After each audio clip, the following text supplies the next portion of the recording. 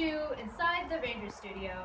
Today we are interviewing Joe Cosley, mountain man, fancy shooter, ranger, war hero, renegade, ladies man, artist, photographer, fancy skater, trapper, poacher, guide, romantic, and a poet. Welcome to the show. Thank you. So, Joe, where and when were you born? I was born in Blind River, Ontario, Canada, on May 24th, in either 1869 or 70. I can't remember, neither can my parents. I was born to a French fisherman father and an Ojibwa Indian mother. Our father taught all of us 10 kids how to hunt, fish, and trap in the backcountry, and our mother taught us English and her native Cree language also. Fabulous. So, when did you come to Montana then? I came to Montana on my horse Vassar in the summer of 1889. Made it just in time to catch the festivities of Montana becoming a state in Kalispell. Not long after arriving, I helped Lieutenant George Ahern and his company build a pass that would soon be on the maps as Ahern Pass and still is today. It's on the same pass that I lost my horse Vassar, so I bought a new one that year that I named Black Bess, and I also bought a pack horse that I named Jingo. We did quite a bit of work packing around the area when I was back there, and I started carving my name into the trees of the area, sometimes with the name of my love at the time underneath. There's quite a few of them out there. I built a cabin at the lake, which I named after myself, Cosley. Spent a lot of time there, and also I named the lakes Elizabeth, Helen, Margaret, and Sue, after the women I was seeing at the times I named them. There are quite a few Elizabeths, Helens, Margarets, and Sues who would tell you I named it after them, but I can't really remember which one I named it after exactly. Legend has it that I once snowshoed from Polkridge to Waterton, danced the night away with my girls, and ran back to Polkridge on my snowshoes by the time work started the next day, which is a 70-mile round trip. I was also known to snowshoe in on the coldest of days and gracefully ice skate the frozen lakes around the area. The Blackfeet on the east side actually knew me as the Panther on snowshoes. Wow. These were my ice skates that I had that I would strap to my boots and gracefully ski across Elizabeth Lake.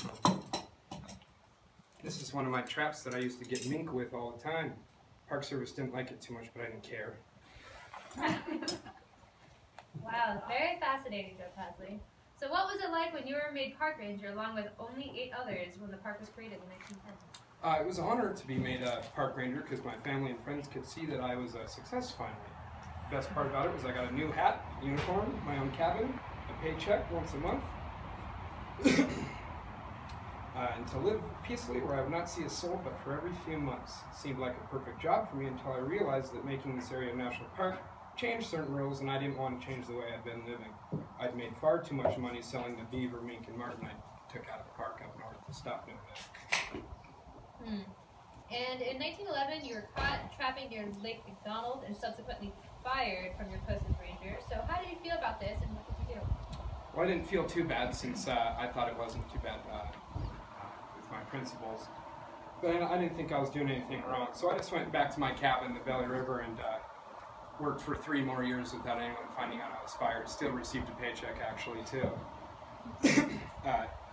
The park actually sent Ralph there to evict me out of the park in 1914, and he said if he saw me on any of the trails in the park again, he'd kill me. So I left and went up to Cardston.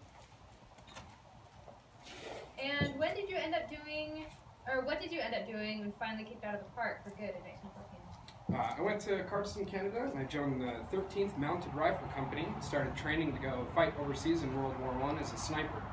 I was pretty successful at this. I fought for 2 years and came back to this Canada with 60 recorded kills and medals from both England and Canada. I kept these medals in my pocket. I forgot where they were. Oh, here they are. But I kept these medals in my pocket wherever I went so I could show people just what I did over in Germany. Wow, quite impressive. And last question, what was life like after returning from war? I returned to the park actually after I got out of the war in 1919, figuring that Ralph Thayer wouldn't kill me anymore. Maybe he forgot about me and maybe he was dead. So I returned and I started guiding actually, guiding folks who wanted the Cosley experience in the park.